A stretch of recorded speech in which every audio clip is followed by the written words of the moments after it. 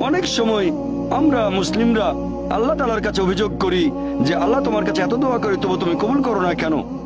আল্লাহ পবিত্র কোরআনে বলেছেন, তোমরা আমাকে ডাকো আমি তোমাদের ডাকে সাড়া দেবো। তবে আমার আপনার ডাকে আল্লাহ সবসময় সাড়া দেন না।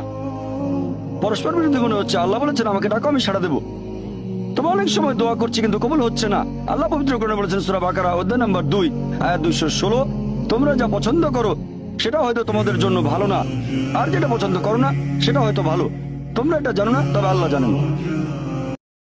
অনেক সময় আমরা মুসলিমরা আল্লাহ তাআলার কাছে অভিযোগ করি যে আল্লাহ তোমার কাছে এত দোয়া করি তবু তুমি কবুল করো না কেন।